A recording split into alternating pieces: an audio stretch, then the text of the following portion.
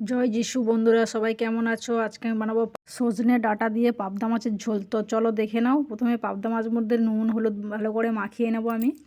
তারপরে আমি কড়াইতে একটু তেল গরম করতে দেব। দেখুন তেলটা গরম হয়ে গেলে আমি এক এক করে মাছগুলো ছেড়ে দেবো।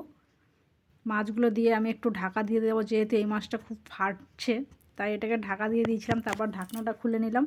তারপর ভালো করে উল্টে পাল্টে আমি মাছগুলোকে ভেজে নেব। দেখুন এইভাবে আবারও আমি ঢাকা দিয়ে দেবো আর এক সাইড ভাজার জন্য।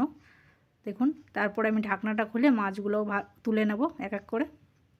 দেখুন এই একইভাবে আমি বাকি মাছগুলো সব ভেজে নেব। দেখুন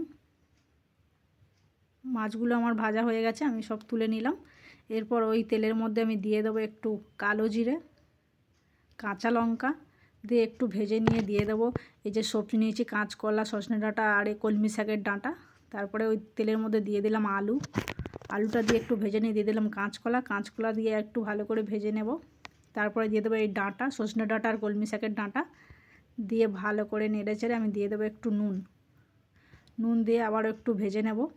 তারপরে এই মাঝখানটা ফাঁকা করে আমি একটু দিয়ে দেবো আদা বাটা। আদাটা দিয়ে একটু ভেজে দিয়ে দেবো আমি টমেটো গ্রেট করা। টমেটো দিয়ে খুব ভালো করে আমি কষিয়ে নেব। দেখুন কষানো হয়ে গেলে আমি এর মধ্যে দিয়ে দিলাম একটু হলুদটা দিয়ে একটু নেড়ে চেড়ে দিয়ে দেবো জল।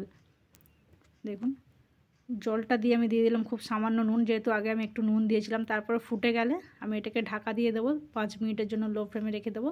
তারপর ঢাকনাটা খুলে আমি মাছগুলো এক এক করে দিয়ে দেবো। দেখুন মাছগুলো দিয়ে আমি এরপর দিয়ে দেবো জিরে বাটা। তারপর বাটিটা ধুয়ে একটু জল দিয়ে দিলাম সামান্য, দিয়ে একটু নেড়ে নিয়ে আমি এটাকে ঢাকা দিয়ে দেবো 30 সেকেন্ড মতো, যাতে ভালো করে ফুটে উঠলে আমি এটাকে নামিয়ে নেব।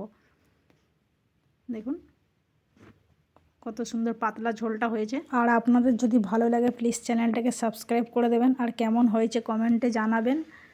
দেখুন কত সুন্দর পাতলা ঝোল, এটা কিন্তু আমার অপূর্ব লেগেছে। আপনাদের কেমন লেগেছে প্লিজ জানাবেন। সবাইকে ধন্যবাদ।